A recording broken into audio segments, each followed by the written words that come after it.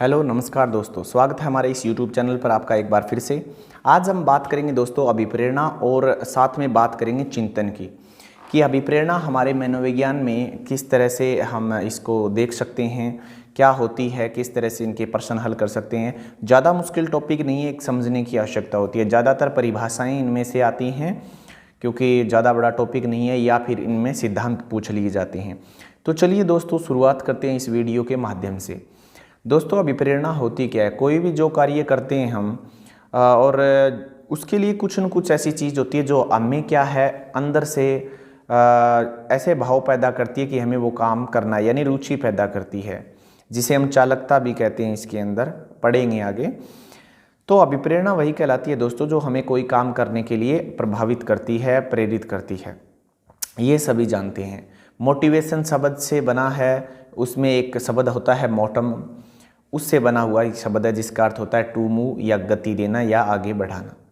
दोस्तों यहाँ तक तो सब चीज़ें हमें पता ही होती हैं, लेकिन फिर बात आती है परिभाषाओं की। थॉरन जो हमारे विलियम मैकडूगल हैं वो ये कहते हैं कि शारीरिक और जो मनोदैहिक दशाएं हैं जो हमें प्रभावित करती हैं किसी भी कार्य करने के लिए, वे शारीरिक और मनोदैहिक दशाएं जो हमें कोई भी कार्य हो उसको करने के लिए हमें क्या करती हैं, प्रभावित करती हैं। तो वो क्या कहलाती हैं? अभिप्रेरणा कहलाती हैं। दूसरी तरफ अगर हम बात करें इनके बारे में, जिनका नाम है श्रीमती गुडएनफ, वो ये कहती हैं कि जो कोई भी कार्य हो उसको शुरू करना, जारी रखना और फिर क्या है उसको नियमित बनाना, क्या है उसको नियमित बनाना, वो अभिप्रेरणा कहलाती है। एक और मनोवैज्ञानिक की परिभाषा ले लेते हैं, स्किनर कहते हैं कि अभिप्रेरणा जो है वो अधिगम का स्वर्ण पथ है, राजमार्ग है, और हृदय भी उन्होंने संज्ञा दी। तो ये तीनों चीज़ें, राजमार्ग आई, चाहे वो स्वर्ण पथ दे, चाहे वो हृदय दे, ये सब बातें स्किनर ने बोली थी। अब बात करते हैं आगे कि अभिप्रेरणा कैसे कार्य करती है, कैसे संचालन करती है। देखिए दोस्तों, अभिप्रेरणा का अगर हम चक्र देखें तो तीन तरह से हम देख सकते हैं। पहला है आवश्यकता, दूसरा है चालकता, और तीसरा है जिस तरह से प्रोत्साहन। ये तीन चीज़ों के साथ अभिप्रेरणा कार्य करती है। तीन चीज़ों में क्या है, लेकिन उससे पहले मैं आपको एक चीज़ और बता देना चाहता हूँ। अभिप्रेरणा के क्षेत्र में हम अगर देखें तो दो तरह की चीज़ें आती हैं। पहली होती है अभिप्रेरणा, दो प्रकार की होती हैं। कौन सी? एक तो आंतरिक और एक होती है बाह्य। आंतरिक अभिप्रेरणा वो होती है जैसे हमें भूख लगती है, जैसे हमें प्यास लगती है, तो ये सब आंतरिक अभिप्रेरणा है। जैसे हमें नींद आती है, शारीरिक रूप से भी हम इसको देख सकते हैं। और बाहरी अभिप्रेरणा होती है, पद हो गया, मान हो गया, सम्मान हो गया, ये सब चीज़ें क्या हैं, बाहरी अभिप्रेरणाओं में मानी जाती हैं। अब बात आती है दोस्तों कि कुछ मनोवैज्ञानिक हैं इसके अंदर जो अलग अलग टाइप बताते हैं इनकी। जैसे कि पहले आते हैं अब्राहम मैस्लो, उन्होंने दो तरीके से दो ही बताए अभिप्रेरणा के चक्कर। जैसे कि उन्होंने पहला कहा कि अभिप्रेरणा के दो प्रकार वो हैं, जो एक तो होता है जन्मजात और एक होता है अर्जित। अब जन्मजात और अर्जित होगा, जैसे कि पद हो गया, मान हो गया, सम्मान, ये सारे आप अर्जित करोगे, और जन्मजात भूख लगना, प्यास लगना, वो सेम ही है। दूसरे एक मनोवैज्ञानिक हैं जिनका नाम है थॉमसन, उन्होंने बताया दो तरह के, एक तो होता है स्वाभाविक और एक होता है जो मतलब उन्होंने कहा प्राकृतिक रूप से, जो हम बाहरी रूप से हमें जो मिलते हैं। तो जो स्वाभाविक होते हैं दोस्तों, वो भूख लगना, प्यास लगना, ये हो गया। और दूसरा जो उन्होंने बताया जिसे हम बाह्य रूप भी मान सकते हैं, लगभग सेम सी राय दोनों की मिलती हैं, पद, मान, सम्मान, वो। दूसरा अगर हम तीसरे मनोवैज्ञानिक की बात करें, इसके अंदर जो बात करते हैं, जिन्होंने तीन तरह की चीज़ें बताई हमें, जिनका नाम है गैरेट कहते हैं कि जो अभिप्रेरणा है उनके तीन प्रकार के, उनके एक होती है दैहिक, एक होती है मनोवैज्ञानिक, और एक होती है सामाजिक। दैहिक यानी संवेग, जिसमें संवेग हो, जैसे कि डर यानी भय, क्रोध और आश्चर्य। अब मनोवैज्ञानिक में होती है मनोवृत्ति, यानी आपकी मूल प्रवृत्ति कैसी है, मूल प्रवृत्ति। जैसे कि क्रोध होता है वो कैसे बदल जाता है, लड़ाई करने में, व्यय होता है उसमें क्या है, पलायन में बदल जाता है, और आश्चर्य है वो जिज्ञासा में बदल जाता है। तो ये मूल प्रवृत्ति होती है इंसान की। और क्योंकि जब डर लगता है तो इंसान क्या है, पलायन करता है, ये मनोवृत्ति है उसकी, यानी ये मूल प्रवृत्ति है उसकी। तो ये संवेग बदल जाते हैं मूल प्रवृत्ति में। तीसरा सामाजिक बताया, जैसे कि समाज में रहना, दया भाव, ये शब्द सामाजिक में आते हैं, ये जो हैं वो।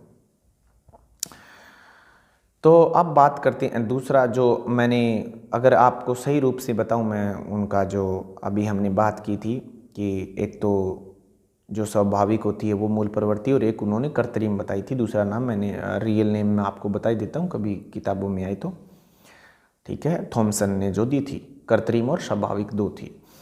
दूसरों दोस्तों अब बात करते हैं कि इसका जो काम है अभिप्रेरणा का वो क्या है। तीन तरह से हमने बातें की थी। पहला जो आवश्यकता है वो, दूसरा काम करता है चालकता, और तीसरा प्रोत्साहन।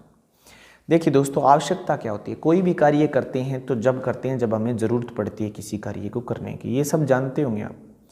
चालकता भी जानते होंगे, जैसे कि आपके अंदर भूख लग गई, अब भूख लगने के लिए क्या करोगे, तो वो भूख लगना ही क्या है, चालकता ही तो है। लेकिन प्रोत्साहन क्या है, प्रोत्साहन वो चीज़ है कि जब आपको भूख लगी, जब आपकी चालकता बढ़ी, आपने खाना खाया और भूख मिट गई, भूख मिटना आपको प्रोत्साहन मिला। अगर भूख नहीं मिटती तो वो खाना नहीं खाते आप। जैसे कि पानी हम पीते हैं, अगर खारा पानी आप पी लेते हो तो आपको प्रोत्साहन नहीं मिलता, क्योंकि मीठा पानी पीने से आपकी प्यास बुझती है, और आप मीठा पानी ही, यानी जिस चीज़ से हमें प्रोत्साहन मिलता है उसी चीज़ से। और यही कारण है कि ये तीनों चीज़ें इंसान में होनी, और चालकता जितनी मजबूत होगी दोस्तों उतना ही बेटर होगा, क्योंकि चालकता सकारात्मक भी होती है और चालकता नकारात्मक भी हो सकती है। नकारात्मक चालकता जिस तरह से, अगर काम करने की इच्छा ही पैदा नहीं होगी, बहुत सी ऐसी चीज़ें हैं जिससे हमें काम नहीं कर सकते, आलसी बने रहते हैं, क्योंकि चालकता कमज़ोर होती है उस समय। हमारे मन में क्या है, जैसे कि कुछ एक देखा होगा, अपने काम करते हैं पढ़ाई नहीं करते, बोल नहीं ऐसा नहीं है, नौकरी भी पाना चाहते हैं लेकिन पढ़ाई नहीं करते, तो वो नकारात्मकता ही सिद्ध कर रही है यहाँ पर। दोस्तों अब बात करते हैं हम आगे बढ़कर इनके ऊपर दिए गए सिद्धांतों की। सिद्धांत दिए गए थे तो उनमें से सबसे पहला नाम आता है मनोविश्लेषणवाद का सिद्धांत, जो कि सिगमंड फ्राइड ने दिया था। सिगमंड फ्राइड ने मनोविश्लेषणवाद के सिद्धांत में दो चीज़ें बताई थी कि मनुष्य के अंदर दो तरह की प्रवृत्ति होती हैं, एक तो होती है इरोज, एक होती है थेंटोस। इरोज में आदमी अच्छे कार्य करता है, सकारात्मक चीज़ें करता है, और जो थेंटोस होती है दोस्तों उसमें वो नकारात्मकता की तरफ है बढ़ता है। दूसरी अगर हम बात करें दोस्तों तो इसके बाद आती है उद्दीपक अनुक्रिया का सिद्धांत। अब आप सोचोगे कि उद्दीपक का तो हमने किसने दिया होगा, तो यहाँ पर नाम थोरनडाइक नहीं, ना ही कोई और आएगा, बल्कि यहाँ पर नाम आएगा स्किनर का। अगर बात आए विप्रेरणा के चक्कर में दोस्तों, तो यहाँ पर स्किनर का नाम आपको लेना है, क्योंकि विप्रेरणा में उद्दीपक का सिद्धांत किसने दिया है, स्किनर ने दिया है। वो ये कहते हैं, क्या हमने क्या पढ़ा, उद्दीपक की कोई भी चीज़ जब हमारे सामने पड़ी हुई होती है ना, और जब हमें उसकी जिज्ञासा होती है तब हम उस कार्य करते हैं। यानी उद्दीपक कोई दिख गया हमें तो हम उसके ऊपर अनुक्रिया करते हैं, उसे पाने की कोशिश करते हैं। बहुत सी ऐसी ऐसी चीज़ें हैं, जैसे कि आपको कोई मोबाइल पसंद आ जाता है, आप वो मोबाइल आपका उद्दीपक का काम कर रहा है, आपको उसको लेना है, फिर उस चीज़ को लेना है, तो ये बात स्किनर की काम करती है यहाँ पर। नेक्स्ट आता है हमारा CL हल का दिया हुआ एक सिद्धांत, जिस पर हम बात करेंगे, चालकता का सिद्धांत। CL हल कहते हैं कि मन में जब हमारी चालकता उत्पन्न होती है दोस्तों, जितनी अच्छी बड़ी चालकता होगी, हम चालकता के अकॉर्डिंग काम करते हैं, क्योंकि हम खाना कैसे खाते हैं, जब भूख लगती है, तो चालकता का बड़ा अहम रोल होता है इसमें। भूख लगती है, हम खाना खाते हैं, तो ये भूख लगना हमारी चालकता है, और जितनी बड़ी मजबूत चालकता होगी उतनी ही अच्छी तरह से आप उस काम को कर पाओगे। बोल्स और कोपमैन थे, इन्होंने क्या दिया, हमने प्रोत्साहन का सिद्धांत दिया था। प्रोत्साहन के सिद्धांत में अगर हम बात करें दोस्तों, तो ये कहते हैं कि कोई भी इंसान हो, कोई भी कार्य करे, तो उसको प्रोत्साहन मिलना ज़रूरी है, क्योंकि जब तक प्रोत्साहन नहीं मिलेगा उस कार्य को इंसान फिर करने से हिचकिचाएगा, दूर रहेगा। क्यों? क्योंकि अभी आप ही जानते हो, जब आप कोई भी काम करते हो उसका रिजल्ट अगर अच्छा नहीं मिलता तो क्या आप दोबारा उस काम को करने के लिए दौड़ते हो? बहुत कम चांस होता है। आपका क्या है, आपके माइंड में नेगेटिव मैसेज जाता है कि नहीं यार मेरे से तो नहीं होगा, इसमें कोई मज़ा ही नहीं है। कोई चाय पीते हो और वो अच्छी नहीं बनी, मतलब रिजल्ट बेस्ट होना चाहिए। कोई भी काम करो उसका प्रोत्साहन ही, और जो रिजल्ट अच्छा होता है ना वही प्रोत्साहन है दोस्तों। तो इसीलिए हम कार्य करते हैं। दूसरी चीज़ अगर हम बात करें उपलब्धि अधिगम का, जो अभिप्रेरणा का सिद्धांत है उपलब्धि का, मैकलिएंड और एंटकिसन ने दिया था। उन्होंने कहा था कि इंसान पता है कौन से कार्य करता है, उनके सामने जब कोई लक्ष्य नज़र आता हो, जैसे कि आप अवसर पैदा हो उनके सामने, इसलिए काम करता है। अवसर का मतलब जैसे कि आप तैयारी कर रहे हैं 3rd ग्रेड की, अवसर क्या है? अध्यापक लगने का, आपके सामने अवसर आया है। तो ये एंटकिसन और मैकलिएंड का ही दिया हुआ एक सिद्धांत है। उसके बाद आता है कि एक और नेक्स्ट सिद्धांत जिसके ऊपर हम बात कर रहे हैं, वो सिद्धांत है मूल प्रवृत्ति का सिद्धांत। ये 14 सिद्धांत दिए थे विलियम मैकडूगल ने। मूल प्रवृत्ति का सिद्धांत इसमें से प्रमुख है, जिसमें भय, क्रोध, वात्सल्य और कामुकता और करुणा, ये ऐसे करके टोटल 14 थे। और जिसे आप पढ़ भी सकते हैं कि किस किस में तब्दील होते हैं, किताबों में लिखा हुआ मिल जाएगा आपको बहुत सी चीज़ें।